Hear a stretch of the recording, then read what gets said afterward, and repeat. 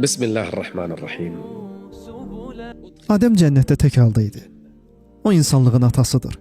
O cənnətdə meyvələr arasında, çaylar arasında, ağaclar arasında və nemətlər içində gəzirdi. Bu cənnətdir. Orada nə ac qalarsan, nə susuzluq çəkərsən, nə də hər hansı əzab görərsən. Bu cənnətdir. Adəm aleyhisselam onun içində gəzirdi. Onun nə qədər tək yaşadığını Allah bilir. Günlər, aylar, illər, bunun elmi uca və əzəmətli Allaha məxsusdur. Bir gün Adəm yuxuya getdi. Çünki cənnətdə olsa belə özünü tənha hiss edirdi. Uca və əzəmətli Allah onun üçün bir yoldaş yaratmaq istədi. O yuxuya getmişkən, uca və əzəmətli Allah onun sol qabırğalarından birindən bir qadın yaratdı. Bu qabırğanın yeri bağlandı və Adəm yuxuda idi. Baş verənlərdən xəbərsiz idi. Adəm aleyhisselam oyanıb onu öz yanında gördü. Dedi, sən kimsən? O dedi, mən bir qadınım. Adəm dedi, Allah səni niyə yaratdı? O dedi, sən mənimlə rahatlıq tapasan deyə. Allah. İnsan nə qədər yüksək məqamlara çatsa da, kişi bir qadınla, qadın isə bir kişi ilə rahatlıq tapar. Rəbbimiz də buyurur ki, onların yanında rahatlıq tapasınız. Və o, aranıza sevgi və mərhəmət toxumları əkdi. Sanki Adəm aleyhisselam bir sevinç mənbəyi tapmışdı. Çünki Allah ona yoldaş olmaq və ona huzur vermək üçün başqa bir məxluq yaratmışdı. Mələklər bütün adları bilən Adəmi yoxlamaq istədilər. Havva öz adını bilmirdi. O sadəcə dedi ki, o bir qadındır. Beləcə, mələklər Adəmə gəlib soruşdular. Bu qadının adı nədir? O dərhal cavab verdi, Havva. Allah Adəmə bütün adları öyrətdi. O dedi, Havvadır. Mələklər təəccübləndilər və dedilər, niyə Havva?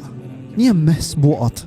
O dedi, çünki o min hey, yəni diri bir varlıqdan yaradıldı. Allah. Onun biliyi var. Çünki Allah onu öyrətmişdir. Onda mələklərin belə malik olmadığı bilik var. Sonra Adəm aleyhisselam Havva ilə birlikdə həmin cənnətdə yaşadı. Uşaqları və nəsilləri olmadan. Lakin nemətlərdən həzz alaraq. Uca və əzəmətli Allah onlara dedi. وَقُلْنَا يَا آدَمُ اسْكُنْ أَنْتَ وَزَوْجُكَ الْجَنَّةَ وَكُلَا مِنْهَا رَغَدًا حَيْثُ شِئْتُمَا. İstədiyiniz bütün nemətlərdən yeyin. Ağaclarınız, çaylarınız, meyvələriniz və başqa nemətlərə sahibsiniz. Bir şey istisna olmaqla. Cənnətdə hər şey halal idi. Bir şeydən başqa. Ey Rəbbimiz, o nədir? وَلَا تَقْرَبَا هَذِهِ الشَّجَرَةِ. Cəmi bir ağac. Allah bilir, neçə bağlar, ağaclar, meyvələr və nemətlər halal idi. Sadəcə bir ağacdan başqa.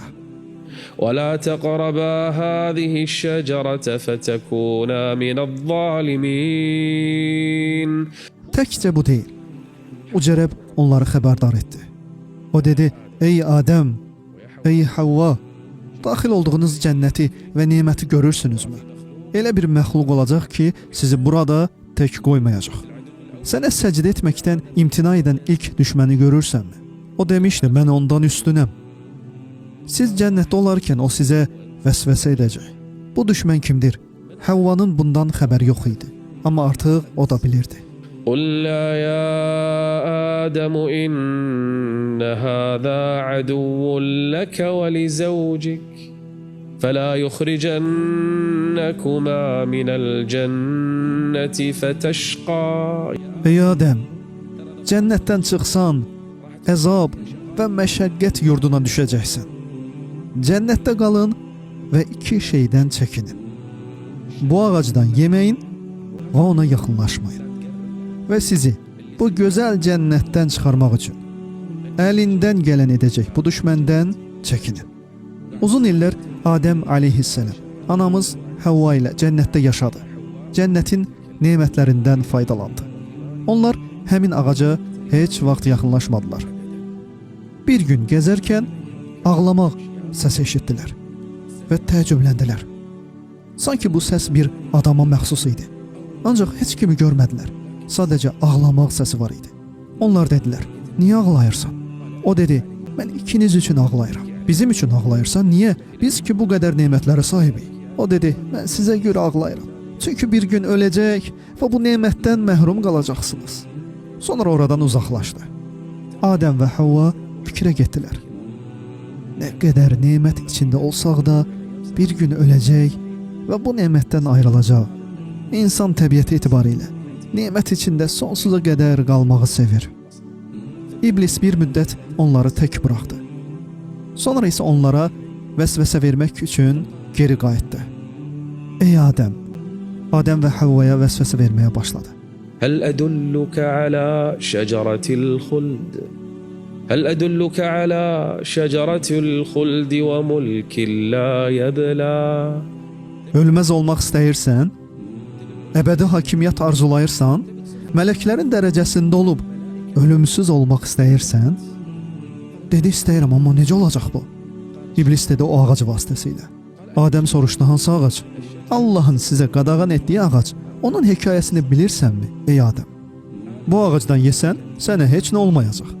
Əksinə, sən ölümsüz olacaqsan.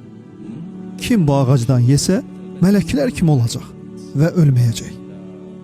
وقال ما نهاكما ربكما عن هذه الشجرة ما نهاكما ربكما عن هذه الشجرة إلا أن تكونا ملكين أو تكونا من الخالدين. Əvvəlcə Adəm ona inanmadı. Amma o, uca Allaha and içdi. Təsəvvür edin, şeytan, o şərli günahkar, and içir. Adəm heç kəsin Rəbb adına yalan yerə and içəcəyini ağlına gətirmirdi. وَقَاسَمَهُمَا إِنِّي لَكُمَا لَمِنَ النَّاصِحِينَ. O bir müddət onları tək qoyur, sonra geri dönüb yenidən vəsvəsə edirdi. Bunu təkrar edirdi. Əvvəlcə Adəm ona müqavimət göstərir və iblisdən Allaha sığınırdı. O, iblisə qarşı müqavimət göstərdi. Lakin iblis illərlə bu şəkildə davam etdi. Nəhayət bir gün gəldi ki, Havva Adəmə aleyhissalam dedi, bəlkə azacıq tamına baxsaq, bütöv yemərik. Əvvəlcə mən yeyərəm. Əgər mənə bir şey olsa, sən yeməzsən. Əgər heç nə olmazsa, sən də mənimlə birlikdə bu ağacdan dadarsan. فَدَلَّاهُمَا بِغُرُورٍ. Onlar Allahın qadağan etdiyi ağaca doğru gedərkən o, onların önündə gedirdi. Allah cənnətdə onlara iki şey barədə xəbərdar etmişdi. Bu ağac və bu düşmən. Lakin zaman keçdikcə insanlar unudur. Hansı ki bu Adəmin və onun nəslinin təbiətidir. Biz verdiyimiz sözləri unudur və zəifləyirik. İnsanın təbiəti budur. Adəmin bütün övladları səhv edən varlıqlardır. Adəm özü ilə Rəbb arasındakı əhdi unutdu və şeytana uyaraq Havva ilə birlikdə həmin ağaca qədər getdi. Havva azacıq tamına baxdı və ona heç nə olmadı. Sonra Adəm dadına baxdı. Onlar ağacdan dadmamışdan əvvəl Allah onların örtünməsi üçün işığa bənzər bir şey yaratmışdı. Bu səbəbdən Adəm Havvanın, Havva isə Adəmin çılpaqlığını görə bilmirdi. Allah onların bədənlərinə işığa bənzər bir örtü qoymuşdu. Lakin onlar ağacdan dadan kimi Uca Allah bu nuru və bu örtünü onların üzərindən götürdü. Onlar baxdılar və gördülər ki, çılpaqlıqları görünür. Havva qaçmağa başladı. Adəm də cənnətin içində qaçmağa başladı. Onlar çılpaqlıqlarını örtmək üçün ağacın yarpaqlarını qoparmağa başladılar. Bir şəkildə çılpaqlıqlarını gizləməyə çalışırdılar. Uca və əzəmətli Allah onlara səsləndi. Ey Adəm, məndən qaçmağa çalışırsanmı? Ey Adəm, məndən qaçmağa çalışırsanmı? Adəm dedi, xeyr, ey Rəbbim, səndən qaçmıram, amma utanıram. فَلَمَّا ذَاقَا الشَّجَرَةَ بَدَتْ لَهُمَا سَوْآتُهُمَا وَطَفِقَا يَخْصِفَانِ عَلَيْهِمَا مِنْ وَرَقِ الْجَنَّةِ وَنَادَاهُمَا رَبُّهُمَا أَلَمْ أَنْهَكُمَا عَنْ تِلْكُمَا الشَّجَرَةِ وَأَقُلْ لَكُمَا إِنَّ الشَّيْطَانَ لَكُمَا عَدُوٌّ مُبِينٌ. Adəm və Havva ağlamağa başlayıb dedilər: Ey Rəbbimiz, biz özümüzə zülm etdik. Əgər bizi bağışlamaz və bizə rəhm etməzsən, biz ziyana uğrayanlardan olarıq. Bu, insanların uca və əzəmətli Rəblərinə etdikləri ilk itaətsizliyi idi. Adəm və Havva oturub ağladılar və uca Allaha tövbə edib bağışlanma dilədilər. Adəm elə düşündü ki, uca Allah onu cəzalandıracaq. Amma Allah onun tövbəsini qəbul etdi. Lakin itaətsizlikdə bir zərər vardır. Bu itaətsizlik hansı zərərə səbəb oldu? Sən bu cənnətdən çıxarılacaqsan, ey Adəm. Allahın sənə bəxş etdiyi və sənə qadağan etdiyi bu ağac barədə xəbərdar etdiyi halda sən ondan yedin. Beləcə Adəm Rəbbinə itaətsizlik etdi və azdı. Sonra Rəbbi onu seçdi, onu bağışladı və ona doğru yolu göstərdi. Tövbəsini qəbul etdi, lakin onu o cənnətdən yer üzünə indirdi. Bu yerə, məxluqların yaşadığı dünyaya. Onlardan əvvəl cinlər vardı və iblis də onlarla birlikdə yerə indirildi. قال اهبطوا بعضكم لبعض عدو ولكم في الأرض مستقر ومتاع إلى حين. Yer üzünə inmiş ilk insan Adəm aleyhisselam. Ən doğrusunu Allah bilir. Belə rəvayət edilir ki, Adəm Hindistanın uzaq bir bölgəsinə, Havva isə Ərəbistan yarımadasına indi və onlar Ərəfatda görüşdülər. Sonra onlar birləşib Müzdəlifəyə doğru yollandılar. Məsələ budur ki, Adəm və Havva Məkkədə idilər. İlk yaradılış. Adəmdən əvvəl insan kimi bir yaradılış olduğunu iddia edənlər doğru danışmırlar və dedikləri həqiqəti əks etdirmir. Yer üzünə enən ilk insan Adəm idi. Allahın salamı olsun ona. Və onunla birlikdə həyat yoldaşı Havva da indirildi. Sonra uca və əzəmətli Allah Adəmə buyurdu: Əziyyət, məşəqqət və imtihan yurduna in və mən sənə hidayət göndərəcəyim. قُلْنَا اهْبِطُوا مِنْهَا جَمِيعًا فَإِمَّا يَأْتِيَنَّكُم مِّنِّي هُدًى فَمَن تَبِعَ هُدَايَ فَلَا خَوْفٌ عَلَيْهِمْ وَلَا هُمْ يَحْزَنُونَ. Beləcə Adəm imtihan yurduna indi. Sən fitnə, fəsad və sınaq olmayan bir cənnətdə idin. İndi isə imtihan yurduna indin. Adəm aleyhisselam elə düşündü ki, bir daha cənnətə qayıtmayacaq.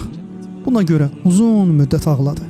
Nəhayət o, uca və əzəmətli Rəbbinə dedi: Ey Rəbbim, sən məni öz əlinlə yaratmadınmı?